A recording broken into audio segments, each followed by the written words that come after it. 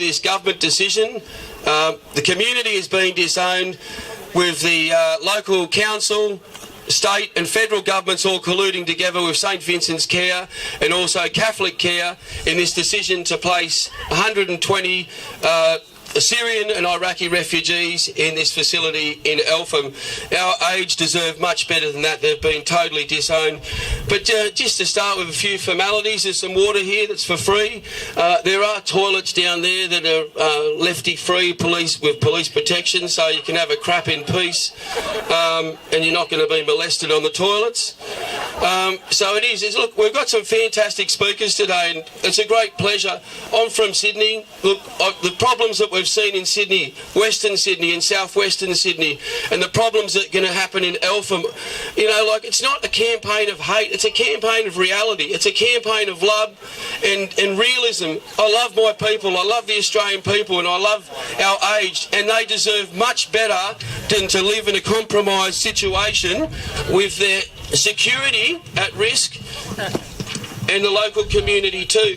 Now, I'd just like to sort of read that we've got the guest speakers today. We've got Hugh Pearson, we've got Gary, who's a local that many of you know. Gary has been instrumental in organising the campaigns, you know, for the local residents opposing the disastrous government decision to place these refugees in aged care. Gary's a champion. I've known him for many years, and he wears his heart in his sleeve, and he's a bloody good patriot. And so is Sergio Renegali. He's another one who'll be speaking today. John Bolton, Farmer John, Toby Cook, myself, and there'll be another local, Sandy Pike. Sandy Pike's been instrumental also helping Gary in the campaign, and she's spoken to media and done a fantastic job. But the first speaker of the day is John Bolton, and John Bolton, I've known John Bolton not for a long period of time, but he sees himself as an independent political activist, and he says that he comes from the radical centre of politics, and he's spoken at many Reclaim rallies over the years, and he's defended patriots in court who have been attacked by Antifa. And the good news is that the patriots were acquitted, and Antifa, the members are still on trial for assault. So John's big campaign, he would like to see the Quran put in a brown paper bag and banned. So welcome John Bolton to the stage. Thank you very much.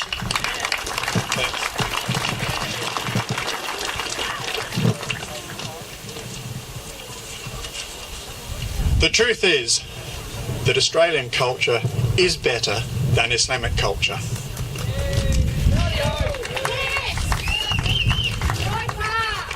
We're here today to exercise our right to free speech in political discussion. We are protected here in Australia by our Constitution. We're not here to incite violence or hatred towards anyone. We're here to talk about working peacefully within the law of Australia, that is Australian law, not Sharia law. The Quran says things that are against our laws. And of course, not all Muslims practice the texts as they are written. In Victoria, the religious and racial tolerance law applies to and protects religion, but only lawful aspects of religion. In Australia, Australian law comes first. We are not an Islamic state. We are a free democracy. I claim my right today to engage reasonably and in good faith in the course of political discussion in the public interest. I claim that right for myself, and I claim that right for all speakers here. Our Australian Constitution protects us. Even if some people find what we say insulting or offensive, that is bad luck.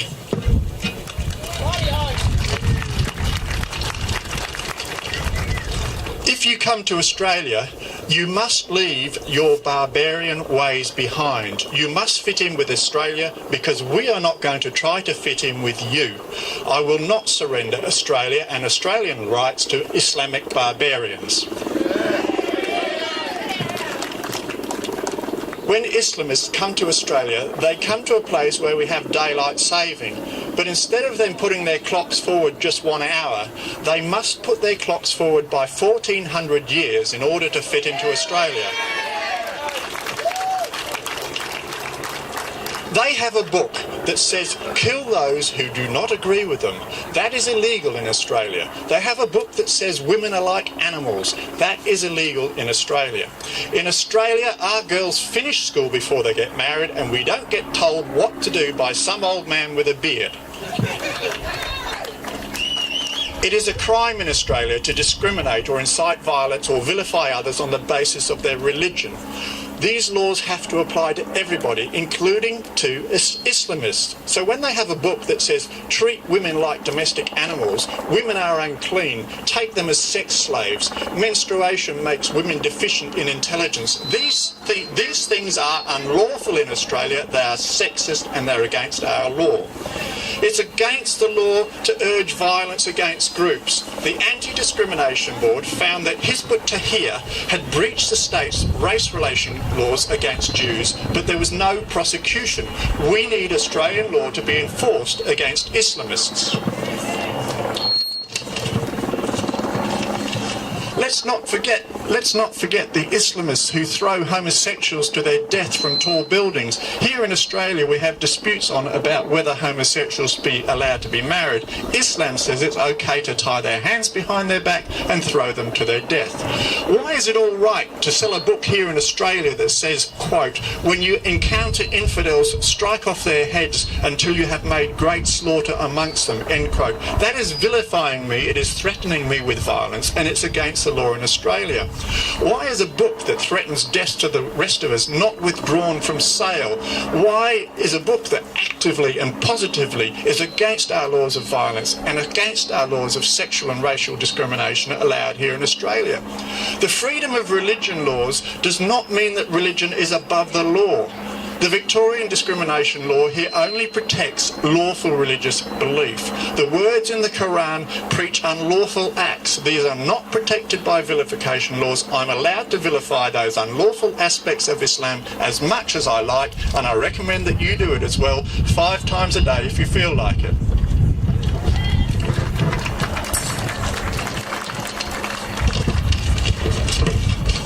We have tough new laws in Australia against religious vilification, but if you don't want your religion to be vilified because you have pedophile priests, then stop your preachers from being pedophiles.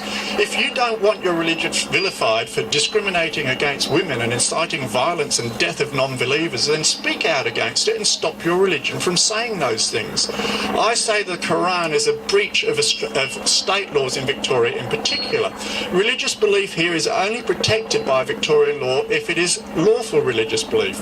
It's not lawful in Australia to say when you encounter infidels, strike off their heads until you've made great slaughter amongst them. It's not lawful in Australia to say women are like farm animals. The Quran has been made unlawful by the state government of Victoria. I want them to now enforce the law. The Victorian Government must ban the circulation and sale of the Quran. They need to use laws like the tobacco laws with a health warning, put it in a brown paper bag, put a warning on the outside that says parts of Islam are unlawful. Let it only be sold by request, to adults only, no advertising, not to be sold to minors, not to be sold to people of unsound mind. Man's monist should never have got hold of a book that said it was okay for him to kill people who didn't believe what he believed in.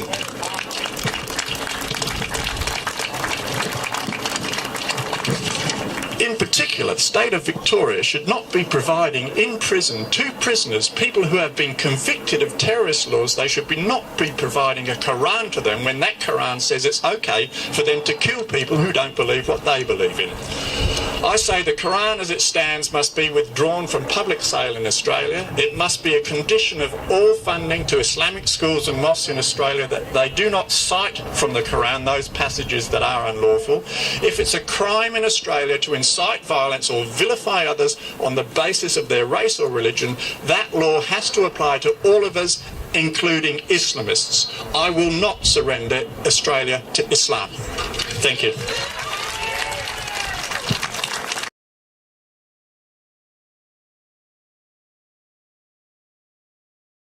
So the next speaker of today is Sergio Redagali. I've known Sergio for 6 years.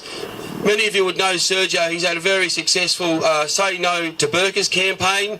He was living in Newtown in Sydney, which is the centre of the lefty sort of stronghold. It's an open sewer pit in Newtown, but the demographics are changing and Sergio's moved out of Newtown.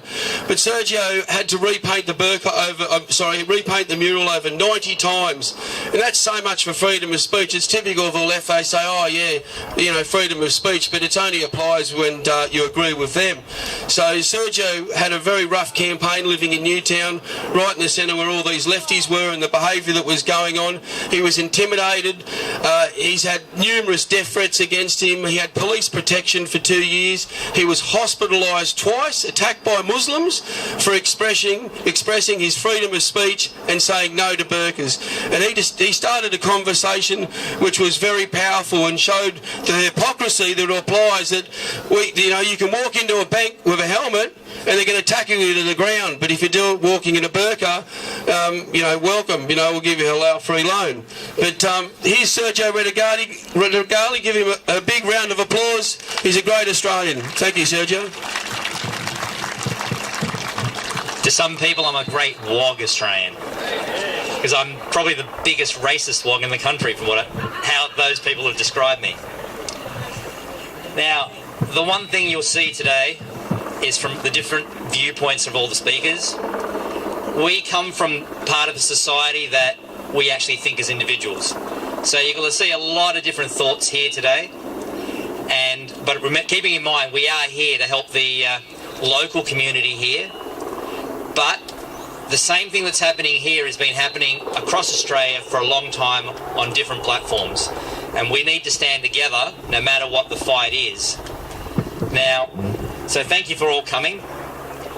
Now, freedom of expression in Australia is not a given. It's expressed.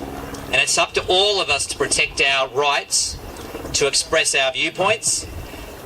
The term freedom of expression or freedom of speech is used a lot, but it's actually not written in our Constitution. And it's something that we need to fight for all the time. So just coming here, standing together in a public space, is our right. And we have to show it by doing it and not being afraid of being intimidated by whoever's on the other side of the fence. We're lucky that we've got a great police force in Australia that actually helps us and protects us from the crazy other people on the other side of the fence. So Nick's always very good at thanking them at the end of the talks. Now, sorry, just catch up again.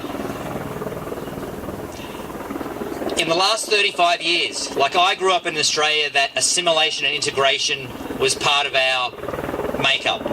Didn't matter where you came from, doesn't matter what race you're part of, it comes down to how you want to become Australian, love becoming Australian, respecting our flags and our laws. One people. I've got lots of friends that happen to be Egyptians who are Coptic.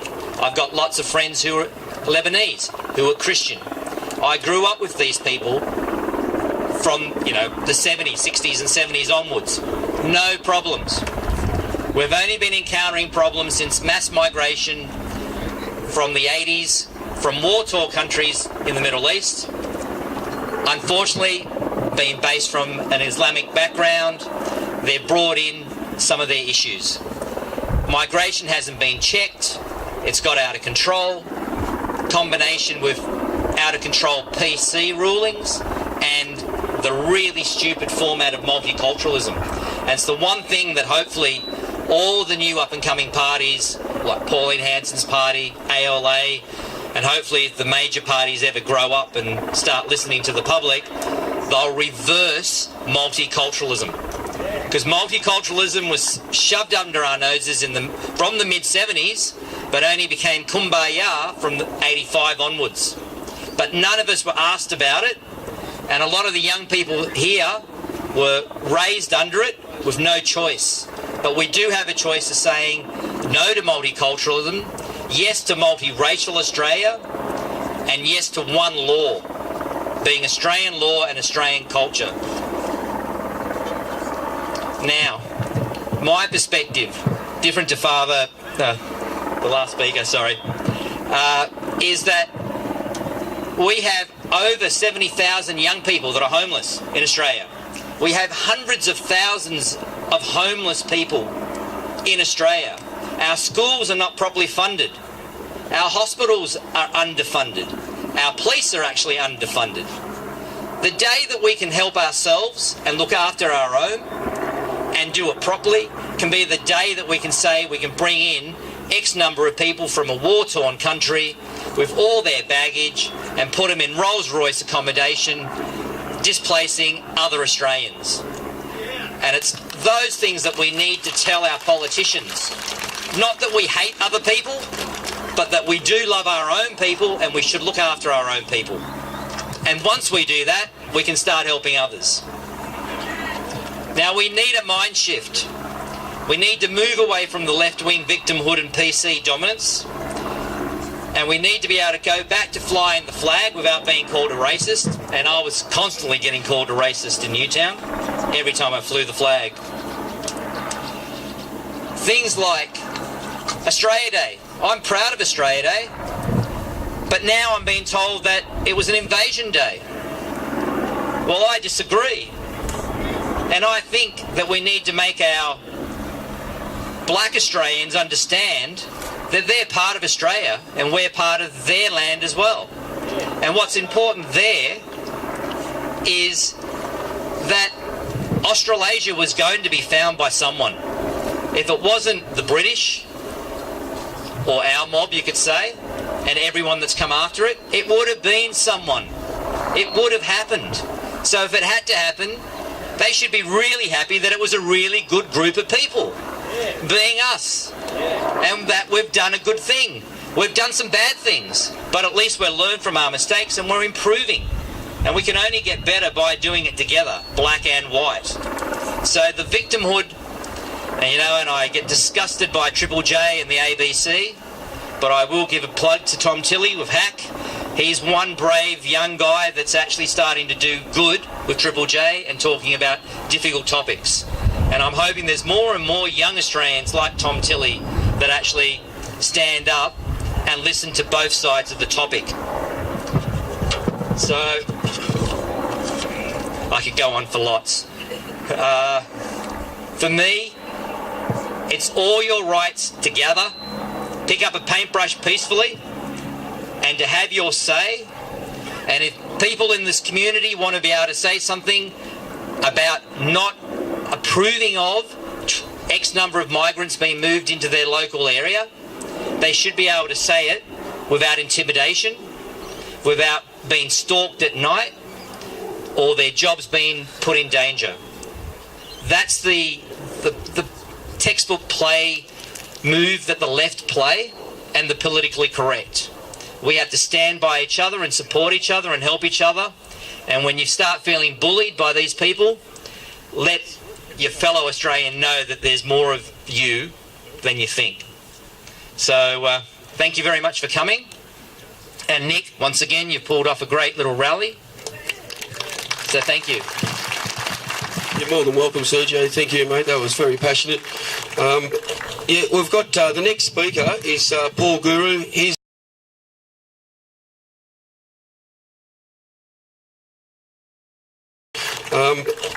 we've got the next speaker is Paul Guru. He's a resident of Melbourne. I'm not quite sure which suburb, but Paul is a member of Love It and Leave It, and also he's involved in TBC, and he's quite passionate, and he's sort of like, I see him everywhere on Facebook, he's very he gets around sort of thing, so he's another Australian Patriot, a really any Australian Patriot I've got a respect for, and we should encourage patriotism and nationalism because it's natural to love what is beautiful and love your country sort of thing. And so when I see any patriot, doesn't matter what group,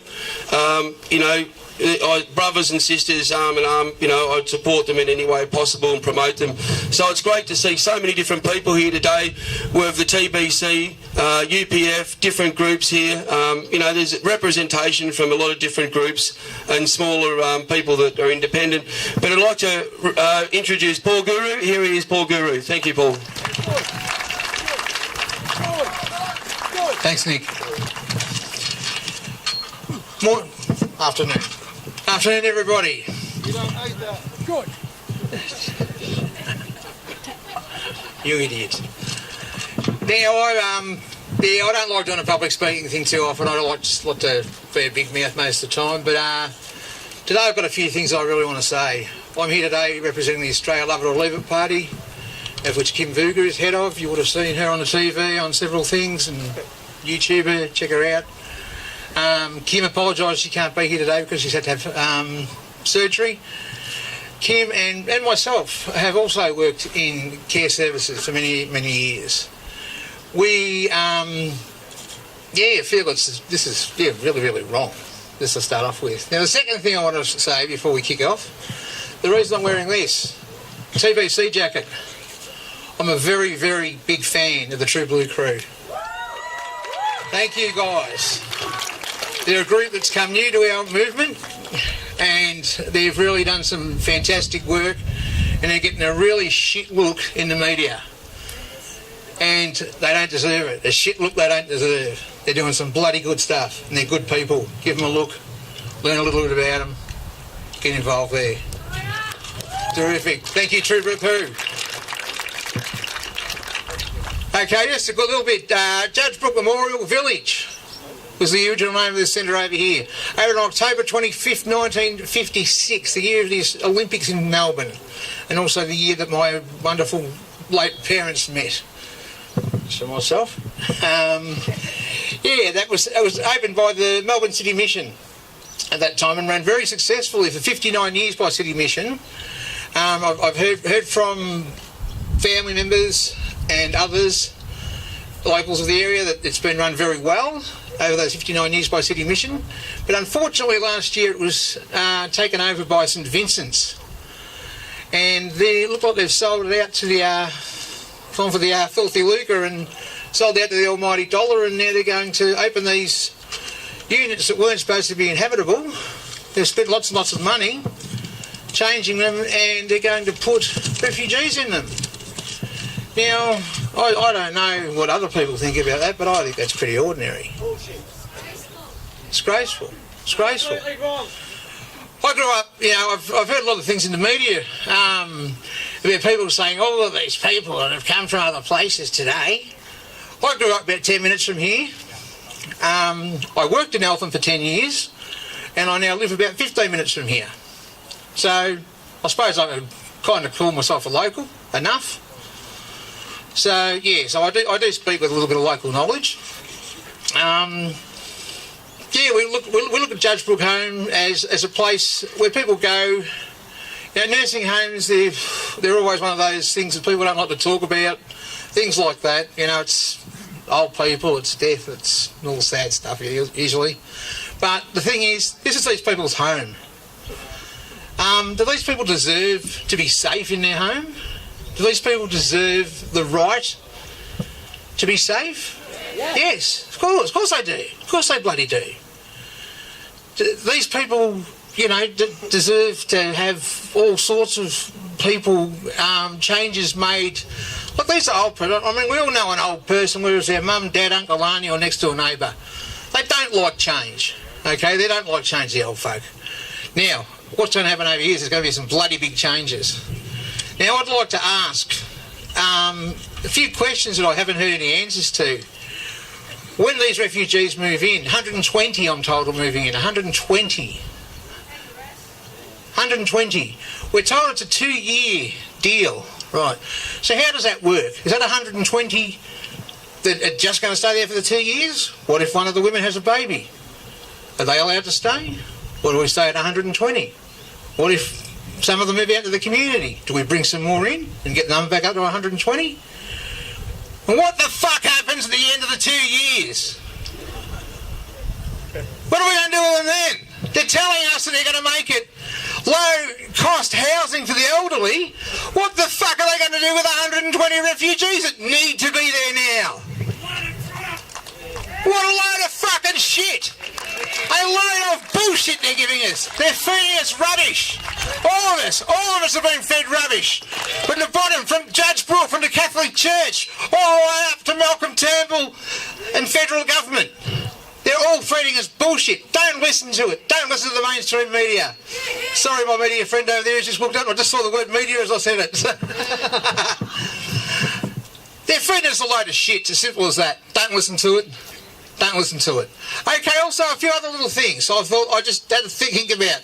Okay, originally, but we were told that it was going to be women and children only brought in here. Now we're told it's women, children and families. Okay, so we're bringing men in here. Okay, other places where we've seen refugee settlements allowed, such as Europe, Germany, Sweden, London, Greece. Oh, Greece is that's a really bad one. That's a really bad one, Greece. We've seen some pretty horrible shit going on over there, haven't we? There hasn't been a real lot of integration and not a lot of appreciation shown by the newcomers who have been welcomed to these lands. Not a lot of appreciation at all, has there? Instead, we've seen rape, pillaging, massive gangs starting. You know, we had the thing on New Year's Eve. Over 1,000 women raped in a night. Over 1,000 women. Look at you all. Can all the women put up their hands, please? There you go. Would you feel safe? Thank you. All the men, put up your hands, please. Do you want to protect our women? Yeah. Thank you. That's what it's all about. Hasn't worked anywhere else. Not going to work here.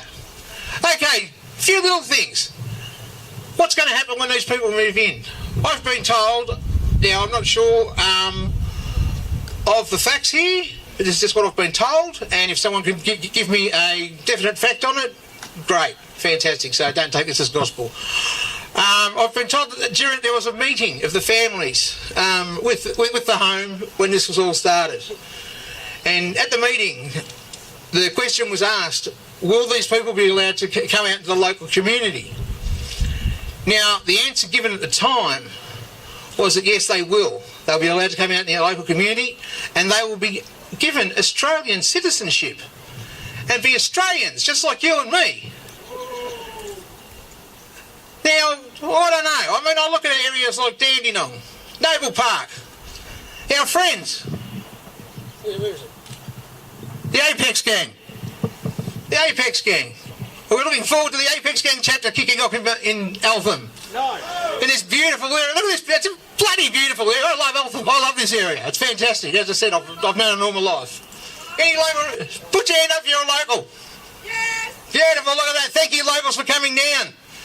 Guess what? All your $3 and $4 million houses, guess how high your insurance premiums are going to be in the next few years. Any BMW drivers here? Any Audi drivers? Ta-da! Check your car park. Get yourself a club lock. Watch your insurance premiums rise. Alright guys, that's about all I've got to say to you today. I just thought I'd say my bit and say, yeah, we are all here. And we're not fucking going anywhere. We're here for the people in that building over there. Not those feral fucking filth up there. They scum up there. Oh, one last thing. I wore today, just out of respect for one of my great heroes, I wore my Peter Brock t-shirt. Bev Brock leached off him. Oh, Bev. What was her name? Bev McIntosh. After 27 years, he wouldn't even marry her. She's such a disgusting, tranny-looking bloody thing. Changed her name by default to Brock. She leached off him for 27 years. I'm 49 years old. I've been a fan of him since I was a kid. I love the bloke, and I think he'd be disgusted if he was here today to see the way his ex-partner is behaving and what she's wanting to do to the beautiful area he grew up in and made famous. Thank you. Thank you, everybody. Good on. Good on you, Guru. That's a powerful speech, and what he says, you know, we've all sort of, many of us we all feel the same way, really, you know, coming from Guru, very passionate. Yeah, it's not going to be a happy story, like Paul said. We saw what's happened in places like Noble Park and Dandenong with the Apex skiing, and it doesn't matter where in Australia, whether it's Sydney, Melbourne, Adelaide, it's just a disaster, you know, and it just goes to show the total lack of care of government to say it's going to be all right, she'll be all right. You know, you just got to accept these refugees that come from war zones, they bring in disease. We know that after 5 years of these refugees being in Australia, 85% of them are still on welfare. I don't think that's right, that we go to work, we pay high taxes, we get screwed over. I'm sick and tired of being screwed by the government, and I don't mind paying tax, but when it's used appropriately. But when you've got money that's being used to fund this colonisation of Australia with these refugees, to have large families, and they're encouraged to have large families because the more kids they have, the more money they get from the government. So it's never ending. And really, the refugee program that Australia's got, that we signed in 1951, the UN Protocol on Refugees, we have to get out of it. We have to get out of this ridiculous document that's outdated and is not serving the national interest. Since 1951, there's been over 900,000 refugees, and my mother was a refugee. She was a Russian refugee from China. But things were very different in 1951 when refugees came here in post-Second World War from Europe. We had jobs, and we had an immigration policy that chose people on compatibility, and that's how it should be. At the moment, we've got an immigration policy that's based on bringing incompatible people here who don't have any skills, don't speak English, and they're a burden on the taxpayer. And that's just an absolute, you know, not only is it colonisation and genocide of Australia, but it's creating an unsustainable situation where Centrelink is being robbed on a daily basis. And I don't go to work to see Centrelink robbed on a daily basis.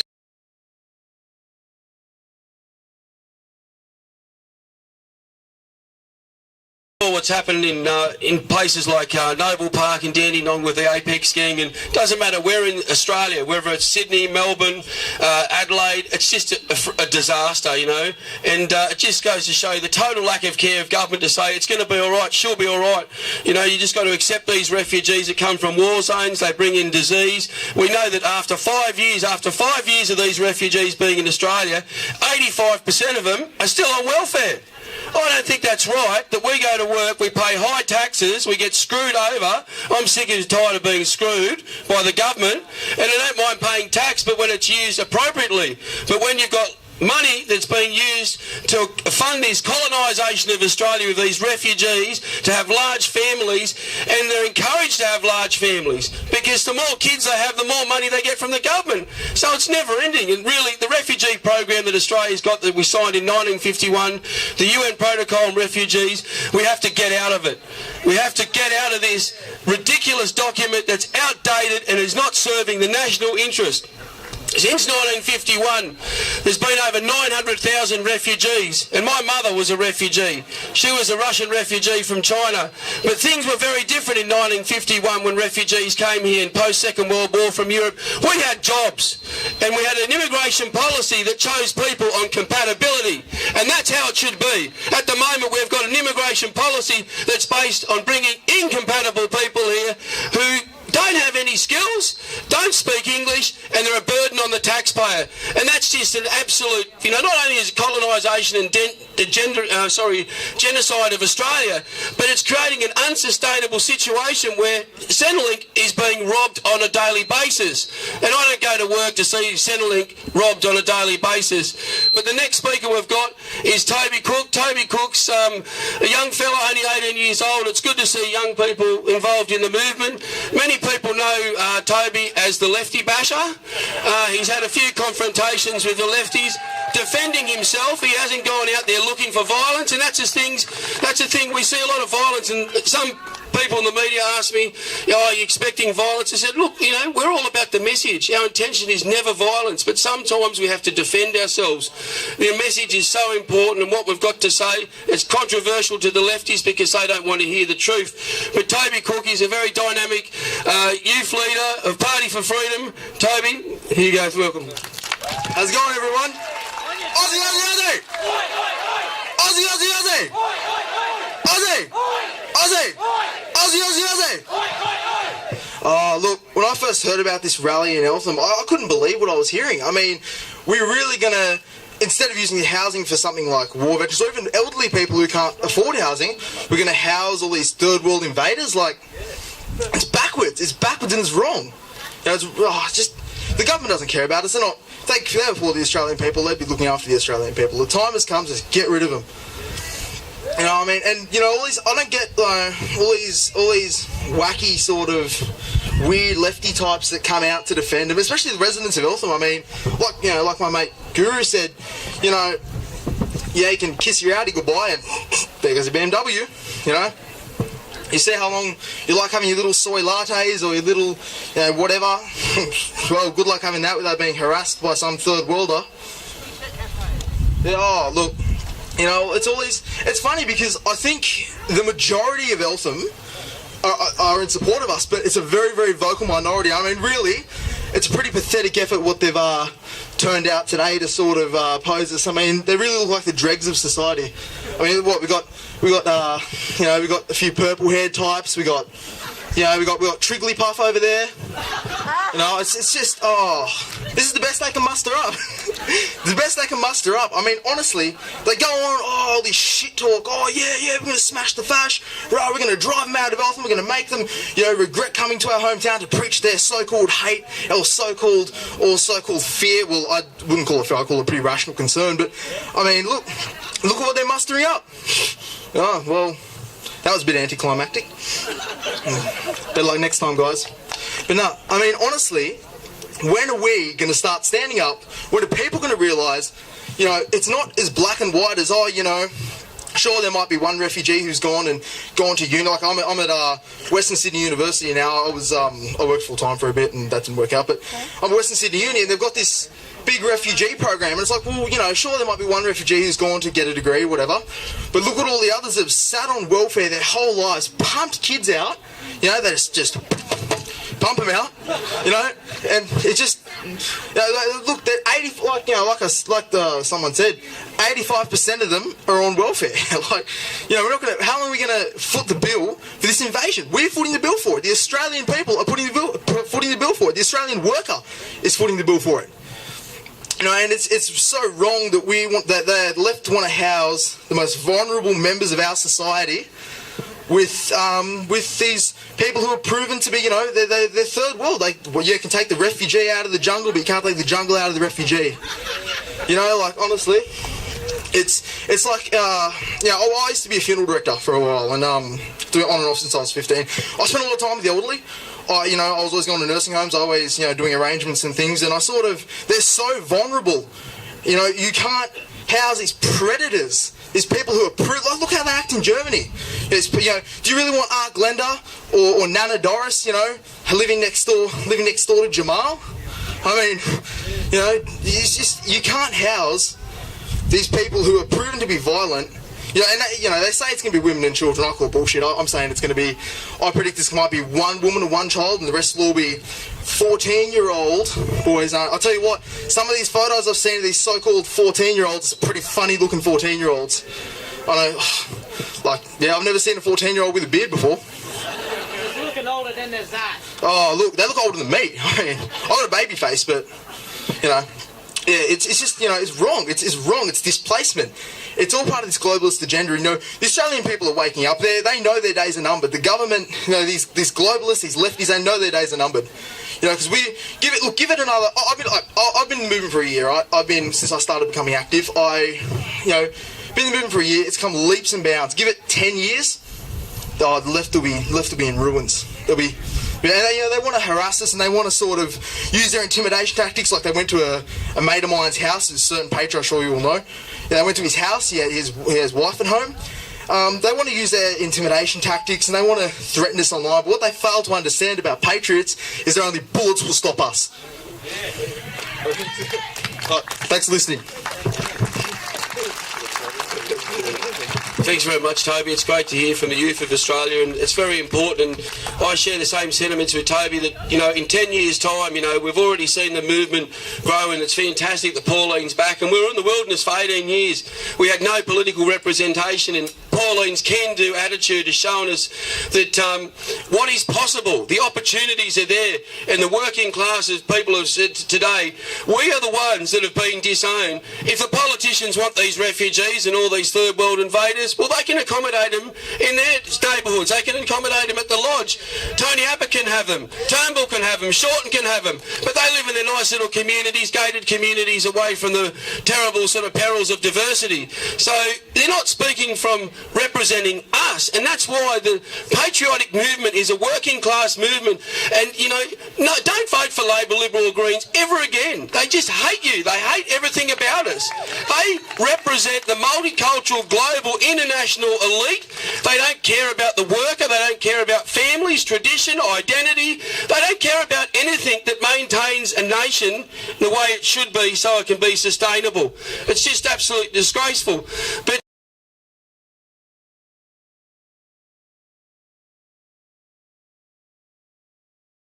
one person here that's just been total respect for more than anybody, I'd have to say, is Gary. Gary's a local. He's been instrumental with others organising this campaign against the placement of refugees in Eltham aged care. And, you know, that's the whole thing about grassroots community activism. It's so important, and he's shown in the media publicity and the adverse effects of him standing up and being a voice for the community and the intimidation that he has received. It just goes to show you how the left, you know, they really are just sort of like, they don't really, you know, they're just... To use intimidation and violence and that sort of thing just goes to show what we're up against. And they're not going to stop us. We're just going to keep struggling against this, you know, unsavoury sort of demographic. They're dwindling in number. We're growing. That's a good thing. And the possibilities of the future are fantastic. But I'd like to introduce Gary. Gary, a warm welcome for Gary, please. Really good to see so many people here, especially local people from Eltham, Nalimbic, and yeah, further afield. And Nick, thanks for coming down. Now, firstly, I just want to set a challenge to the media, actually. I just want you to report the facts correctly of who we are and what we're about. We're gathered here today, not to cause trouble, but to raise the issue of Judge Brooke, the elderly, and we're not here to start any trouble. Trouble never comes from us. I think every person here would gladly accept that and agree that we're not here to cause any trouble. Okay, so growing up, one of the most important things I was taught was respect for everyone and everything, but particularly my elders. So when I first heard the proposal of the refugees moving into the aged care home just over the road, I thought, that's not going to happen, no way. So who in the right mind would put refugees in with, you know, the elderly people? The residents over the road, they're some of society's most vulnerable people. It's just not going to happen, never. Well, unfortunately it is. Now, whilst I haven't got a parent in a home, I have some good friends that do, so it was an easy choice. When I asked for help, I jumped on board. Now, I've been fortunate enough to spend some time in the facility meeting my friends' parents and, you know, chatting face to face, you know, having a cup of tea, eating some of Nana's homemade cake. It's awesome. Anyway, the facts are the residents don't want this to happen in any way, shape or form. And when they're actually crying, it's, you know, they mean it. They don't want it to happen. Now, St Vincent's, they've pushed really, really hard for this. And why? It just comes down to the money. They don't care about the refugees. They don't care about the residents. It just comes down to the money, plain and simple. It's funny, you know, the Welcome to Eltham group who are sort of like surrounding us all around the fencing, not one of them has actually put their hand up to say, listen, I'll take the refugees in my house. They're actually happy to force these people into the LD care home. And, you know, they're clueless. And as Nick said earlier, so some of the intimidation tactics, you know, you get people banging on your windows and cracking on your door at 2 o'clock in the morning trying to intimidate me and scare my children. It's pretty poor. Yeah, they are scum. You're absolutely right. It's shame on them, and it's shame on the Limbic Council, because they could have nipped this in the bud right from day one, but they chose not to because the elections were coming up. Bonnie Hatton, the mayor, well, she's been booted out, obviously. Yeah, people spoke, and yeah, what a joke she is. Yeah, anyway, and it's real shame on St Vincent's for just using this as a greedy cash grab. It's disgusting, and it just comes down to money. So yeah, listen, I'll move on. I'll let somebody else speak. I'm not really a public speaker, but thanks everyone for coming along. It's today is all about the aged care, and yeah, you know, don't let the media fool you. Okay, thank you. Thanks very much, Gary. Thank you, mate. Fantastic, mate. It's nice to hear from a local resident. The next person we've got is Hugh Pearson. Hugh Pearson is a member of the United Patriots Front. He's been quite noticeable in the patriotic movement. I don't know Hugh that well, but he's our next speaker. But yeah, the problems with resettling refugees anywhere, you know, it's just, we know it, and we've just got to continue to struggle and don't give up, no surrender whatsoever. And just sort of, I've seen so many patriots over the years, and they've just seen the movement in a couple of years, and they've said, we're not getting anywhere, but we are getting somewhere. Like, I remember when I got involved in the sort of alternative sort of movement, or alternative right movement since 2009, and it was quite small, and I look at it today, and it's just it's a fantastic development to see so many people involved, so many different groups, and so many people, passionate people, that are not going to give up, and they're going to stand up and defend Australia, our way of life, our rights, and everything that is right and natural to stand up for.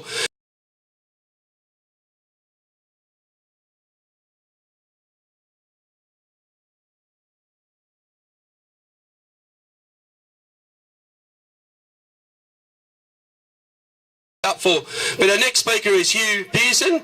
I'd like to give the microphone to Hugh Pearson. Give him a big round of applause, ladies and gentlemen. It's times like this when you realise all the things you should have brought, like a clothes peg for your speech on the thing and other stuff. Anyway, not to worry. Now, it just so happens, it's just a coincidence that I don't normally use cursing. I don't use the F word, I don't use the C word, I just don't use them. I'm not criticising anybody who does, I'd be in trouble if I did. But the point is, I don't use those words. But right now, I am going to use the most obscene, the most vile, the most offensive word that exists in the English language. And this is it. Surrender. That is the obscenity of all time. Now, I want to ask you, when Daniel Stalin and the Politburo in Spring Street give $50,000 of your and my money to their pet political friends in Bendigo, people associated with people who viciously and violently attacked us, people who trashed cafes and took salt and pepper shakers to hurl at us, those are the people associated with the people who Daniel Stalin gave $50,000 of our money to. When that happens, do we wave this one? Come on, do we wave this one? No. When a person in Sydney holds up a poster that says the only good fascist is a dead one, and nothing happens, do we hold up this flag? Not that we're fascists, but they regard us so. Okay. When a bloke in Sydney, at a time when there was about, over 1,000 at least, over 1,000 Muslim males rampaging through the city about an issue that happened outside the country. It had nothing to do with Australia. It was some silly video that some clown made in America. Next thing you know, you've got over 1,000 Muslim males and females rampaging down the street. We've got there are images of teenage children holding up a sign that says "Cop this, Copts." Copts are the Egyptian Christians, with a toilet bowl, and putting him in a toilet bowl. They were teenagers. We had a mother with a pram and a little baby in it, and a child, and she had given the child a poster, "Behead those who insult Islam." There was a Muslim male walking down the street with a poster that said, "Behead those who insult the Prophet." When this happens, and nothing happens to them, do we hold up this flag? Damn right we don't. When those things go ahead unchallenged by the law and unchallenged by the police, I suspect under political advice most likely, yet our guys did a little stunt in Bendigo. Keep in mind, on one side of the equation, people displaying posters, behead, behead, behead. Now, in Bendigo, we had a couple of protests, and there was a guy, we did a little stunt that indicated that we were beheading a mock dummy. Now, why would we do that? I just can't imagine why. Yes, I can, because that's what's coming out of that community. It may not be coming out from every person, but it certainly came out of Newman Hyder when he tried to behead a policeman over in, over that way, wherever it was. It's coming out, and it does come out.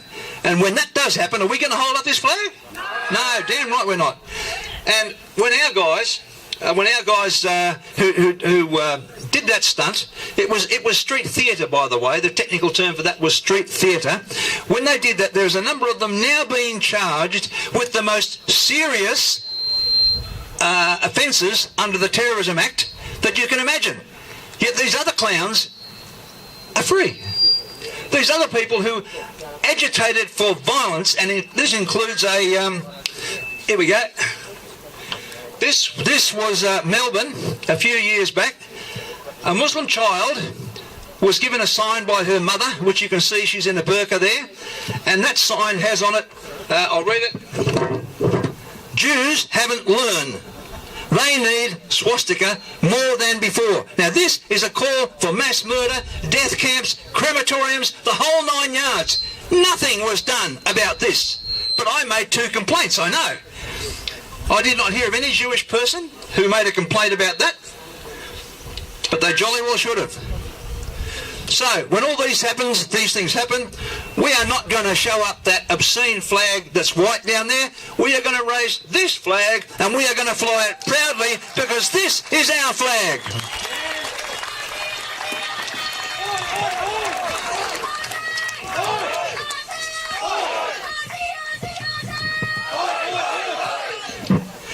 Do you feel in control of your life and your destiny? Do you feel that the government in power is there for you and shares your values? When was the last time you saw a dynamic and unstoppable movement that believes what you believe, that values what you value, and works for you and your future and the best interests of the nation? Everything we do, everything we say, everywhere we go and live for is aimed at one uncompromising goal. And that is to challenge this misguided and corrupt status quo, tossing them out like a rag doll. Oops, that was almost a mistake. Hang on. Tossing them out like a rag doll, pouring them out like the unrepresentative swill that they are. Bear with me.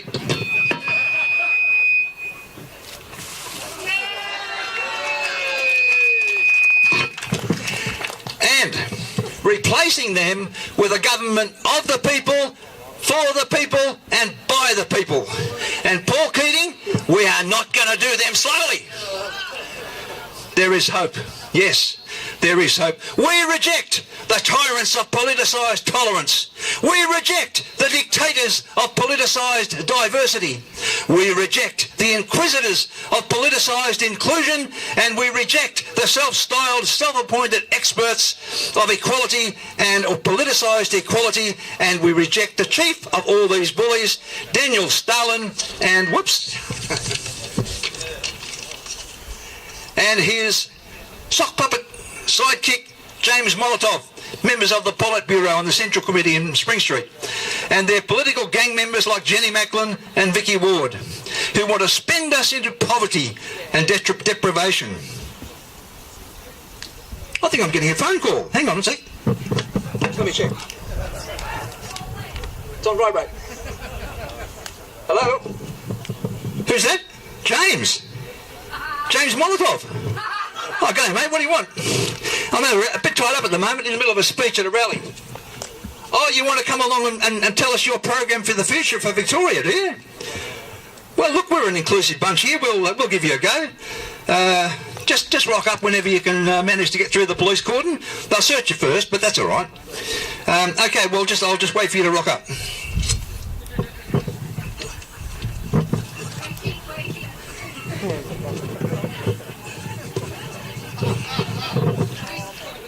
Hello.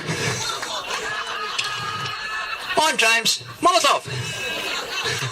I'm going to tell you my program for the future.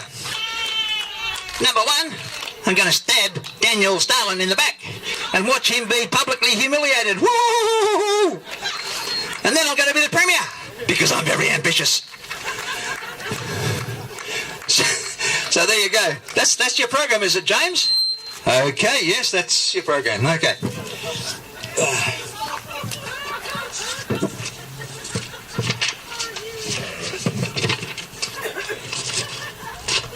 Our political elite have ears, but they cannot hear or will not listen to our defenceless and vulnerable elderly citizens when they anxiously cry out from inside their retirement homes for someone to be their voice, for someone to plead their cause, for someone to stick up for them against the Labor lunatics and the coalition crazies and the green Marxists in federal parliament and the state-level bully Daniel Stalin and his mini-me wind-up sock puppet toy James Molotov and their gang of political standover merchants.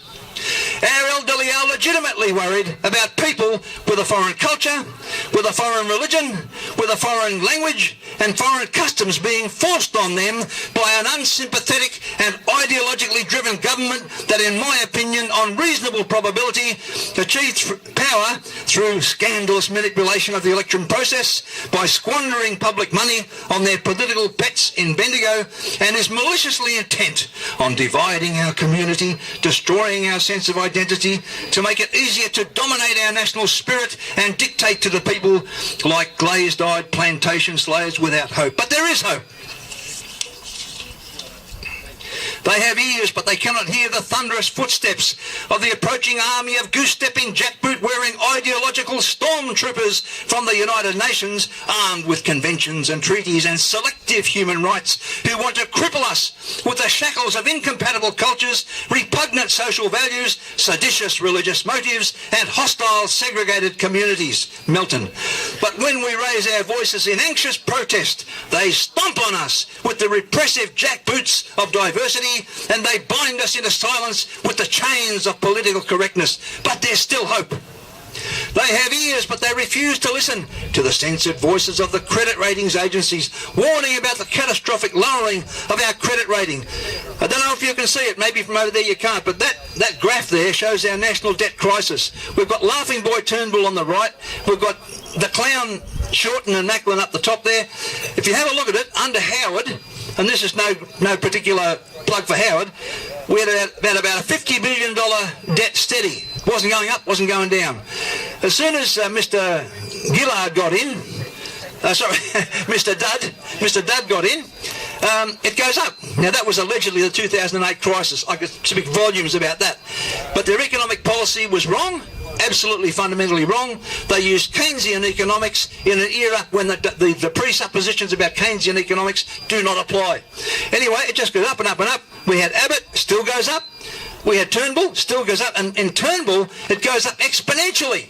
As you can see, that last little bit, and we now owe $467 billion, and just in case you didn't know, your share of that is about $38,000, personally, individually, every single one of us.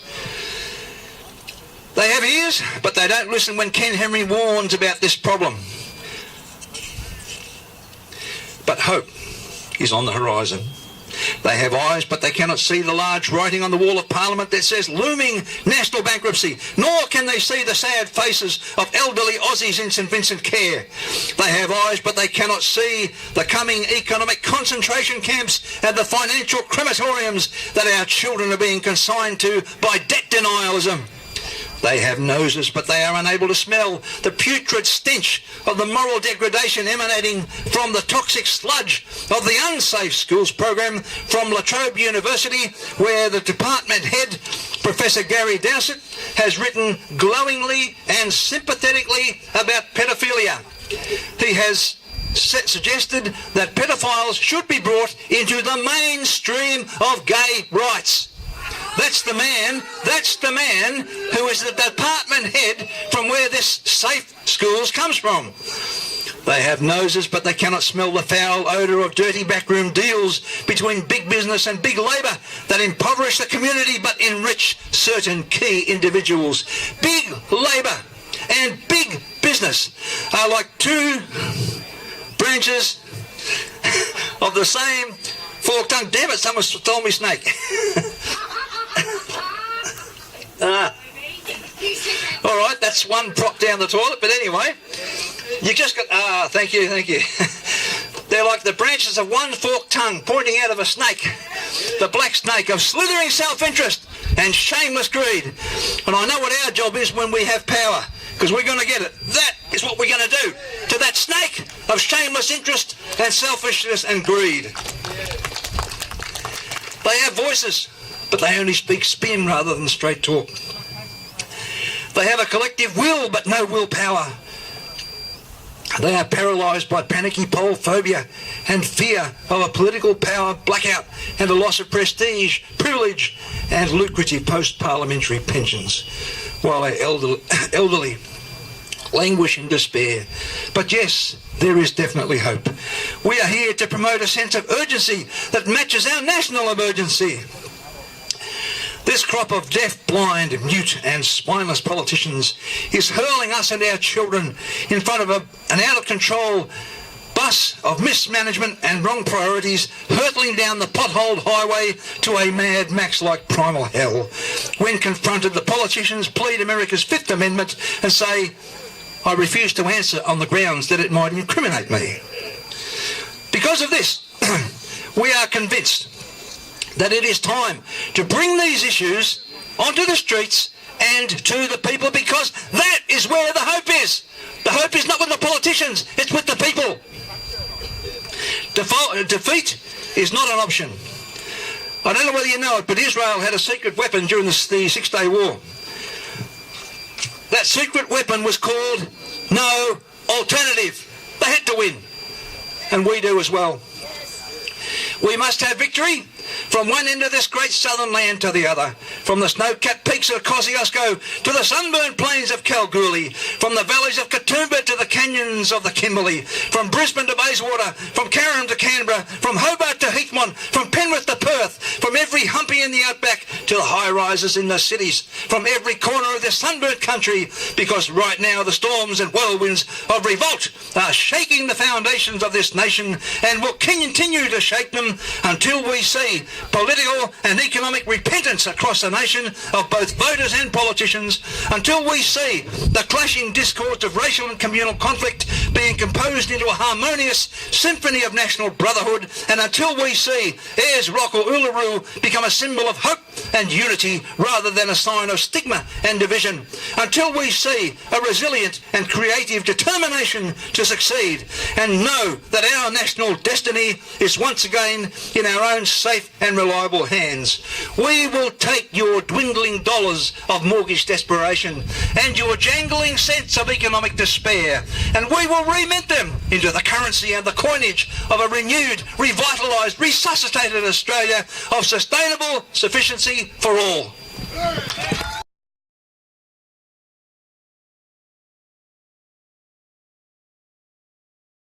Not only have our elderly been disowned, and the Australian people, especially the people in Eltham, this rally today, but our farmers have been completely disowned. And Farmer John is the Aussie Farmers First. It's an organisation that he represents, and a couple of months ago he organised a protest on behalf of the dairy farmers. So I'd like to introduce Farmer John. Here he is. Thank you very much. Thanks, Nick. G'day guys, how you going? Now, a few of you might have followed the UPF for a while and followed the things that myself and others have done, but the most profound thing that we do is what's right for the community. Now, with my group, what me and Jake do is raise awareness of the drought and the plight of the farmers. What's so hard for everyone to understand in the cities is that without farmers, you won't have any food. But sadly, what it is all about is the foreign ownership's an issue, and putting funds in the hands of people like Indonesia, giving $400 million, for what? And then the list goes on and on. Now they're spending $900 million on these refugees. That's what I get told. I'm like, well, why? Why are we spending money on refugees? We should be helping our own first. And there's simple 4 people, I say. The disabled, we should help them. The elderly, we should definitely help them. That's why we're here today, guys. We should help the farmers and give them a bit of a leg up. But people that need the help, not refugees and people that just don't want to fix their own country. Their country's a beautiful place. It was the last 20, 30 years. Why are they coming here and wrecking us? It's too hard basket. It's like dole blood. Just say, oh, I can't get a job. Give me some money. Well, the refugees are just the same. Africa's a beautiful place. People go there for a holiday. Why are they coming here? Can't they stay in their own country and look after it? I'm sure they're lovely people, but you don't want Islam in your backyard. And that's the problem that we face, is the government is spending all this money to house people here in communities that don't want the disruption. Now, I'll pose a question to everyone here. Do you guys want violence in your neighbourhood? Do you want people being hurt and injured? Do you want people to feel safe in your community? Of course you do. Do you want violence against the police? Do you want the cops to do their job and make sure you've got a safe community, make it easy for them? So it's a simple thing, is why are we putting people in a position where they're going to terrorise the neighbourhood? Look at Noble Park. Just look at it. It's fucked. Say it like it is. No political correctness. No, there's lefty. Oh, don't say that, John. Fuck it. It is screwed. We have carjackings, we have rapes, we have violence all the time. Why? Why is this problem happening? It's because the government spent all this money helping these people come here. You may say I'm racist because I don't like African people coming here. No, there's nothing wrong with African people if they've got a job. My doctor's an African man. He's a lovely bloke. Great family. But the ones out there that don't have a job, they're carjacking people, they're raping people, they're attacking people. Do you want that in Eltham? Of course you don't. So why the hell would you give them a roof over their head at the retirement village? It's just not on. Would you say to your grandparents, oh, you got a spare room in the house when my mum and dad moved out? Hey, how about we house some refos in your house? Your grandparents wouldn't be safe, would they? So why the bloody hell, when the government's giving your grandparents some housing, you're going to let some immigrants in here, right in their backyard, in their spare bedroom, so to speak? You wouldn't bloody do it. You wouldn't do it to your family, you wouldn't do it to your friends. So why are we not sticking up for these people that can't help themselves? They gave a lot for our country back in the old wars and the old days, and they made our country what it is today. So we should back them up and help them, shouldn't we? Let me hear it. Come on, what are we going to do? Back them up? A lot of proud Australians I see here today, I saw in Bendigo. I saw in July 18th, the start of this. I saw them in March 1st. I saw them at all the rallies. A lot of these people that you see that have come here today. The Soldiers of Odin have come here, the TVC's come here, Blair's come here, from UPF and a few other UPF members, a few people from Reclaim that I know, I work with, good people. All these groups in the Patriot movement. And I truly believe that is the greatest movement we have. Because we have a different demographic we need to reach out to. I reach out to rural people. Blair reaches out to the construction workers. Kane reaches out to people that are downtrodden and, work hard for the community. He's done a lot of community work, good bloke. Blair's done a lot of work too. Soldier Mona, good guys. They're working hard, keeping the community safe. Reclaim Australia, they're informant people. They get on the computer. Sorry guys, keyboard warriors. But everyone plays their part in this fucking movement. And I'm sick of all the infighting and everyone saying, oh, this correct, this. Who gives a fuck? How about we start working together? Make our community safe again. None of this hiding behind the fucking keyboard. Get your asses into gear. Go out and tell all your friends and say, right, talk to your neighbour next door and say, did you know Islam is fucking dangerous to our society? Do you know Islam is promoting hatred and hurting people and violence against women? I don't stand for that shit. Do you? No. Then stand up and fight for what you believe in. It's all in here, guys. It's all in here. So, when you leave today, I want you to do one fucking thing. Get out there and start educating people. Don't say it's too hard. Get off the damn keyboards. Talk to your neighbours. Talk to your work colleagues and say, do you know that this is what's coming? Look at Noble Park, guys. Just look at it. Look at Western Sydney. It's terrible. So what we need to do is just start talking to people. Don't pressure them. Just say, do you know what's going on? And simply that's it. All the different groups need to fucking work together, because this is the best goddamn country in the world. We're a fucking joke. Why is our Patriot movement falling apart? Because no one can work together. Everyone needs to bloody work together and rise up and defend this Islam, which is coming to fuck up our country. We need to rise up against the politicians and say, stop spending money on people that don't deserve it. Start helping the farmers. Start helping the elderly. Start helping the disabled. The people that can't help themselves, we should help them. Not people that can walk around and drive a car and get handouts, all because they come on a fucking boat. It's time to stand up for what you believe in Australia. Our grandparents did it, and we're going to do it for them, because they're here and we're here to say no more putting refos in retirement villages. No more making our communities unsafe. It's time to stand up, Australia. Are we going to make our community safe? Yeah. Let me hear it, guys. Aussie pride nationwide. Do you guys believe that? Well, I want to hear it. I want to make sure everyone understands. We're going to make sure no one gets hurt because of the refugees and the crisis we're facing. Everyone needs to work together. We can all play our part. Aussie pride, guys. Thank you very much. Farmer John, and what he was saying there at the end about unity, it's so important. United we stand, divided we fall. And today is just an example of different groups coming together, and it's great to see. And I just recommend to anybody, any patriot, doesn't matter what event it is, if you agree in the position or what the rally's about, you've got to make an effort to attend it, because numbers are just so important. Seeing large numbers at rallies just makes a strong signal out to the government and out to the community that this nonsense and this treason is not going to be tolerated anymore.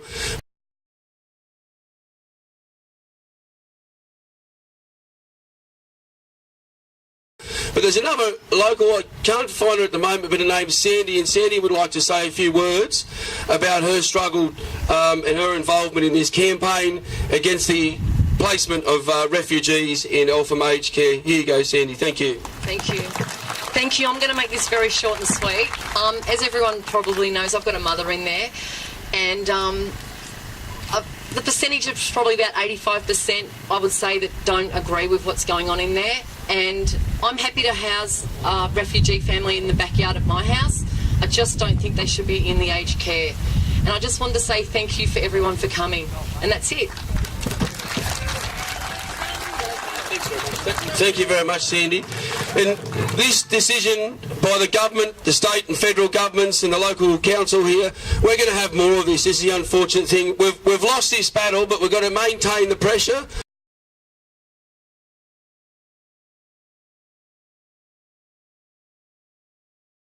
This decision by the government, the state and federal governments and the local council here, we're going to have more of this. This is the unfortunate thing. We've lost this battle, but we've got to maintain the pressure. We've got to keep up the opposition against the federal government moves to house more asylum seekers in aged care facilities, because they will. This Rundle House here in the Eltham aged care facility, they said that the 60 units, there's 120 coming, but there's more coming. They said that there's another 30 to 80 coming, so there's going to be 200. They're going to have free access to health, education, and all the other things that Centrelink provides at your cost. At your cost, you're paying for this.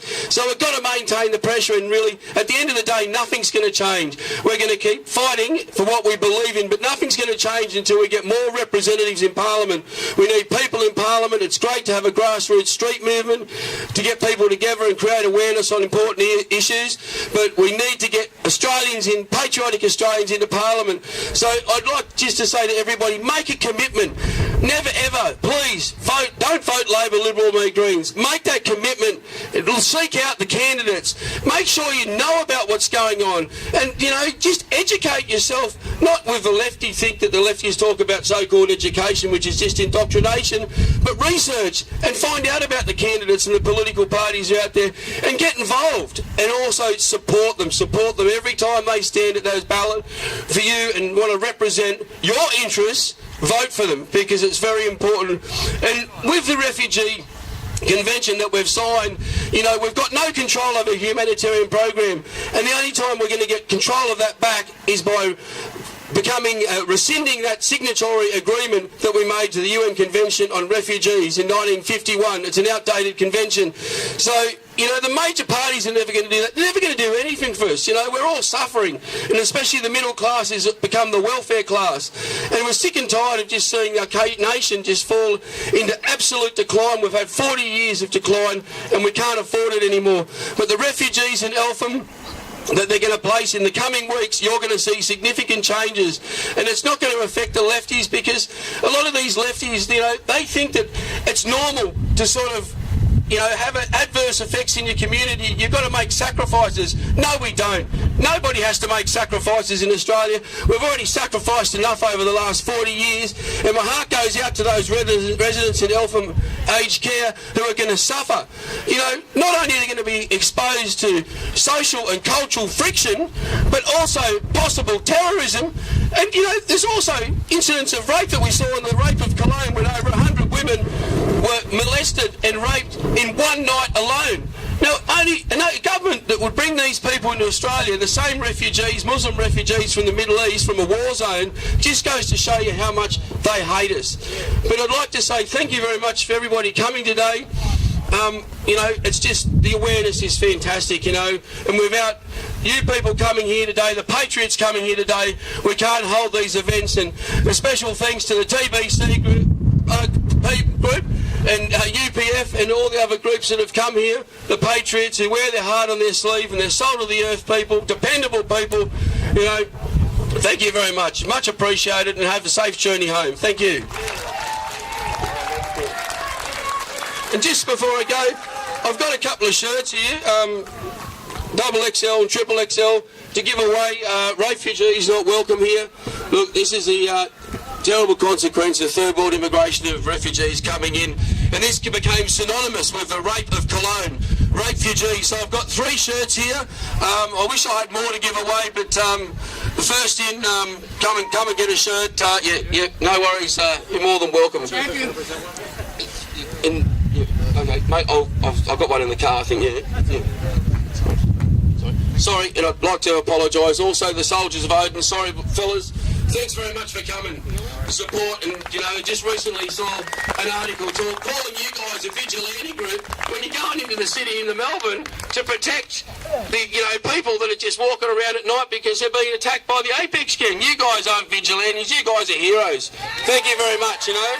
It's a real community service that you do, neighbourhood watch. If the government did their job, we wouldn't have these problems, but thank you very much to everybody for coming today. Thank you, and the struggle continues.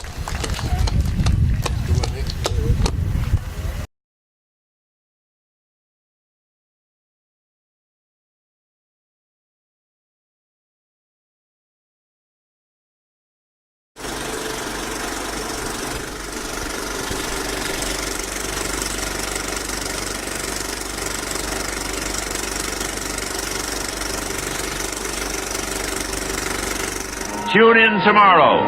Same bat time, same bat channel. Bye for now.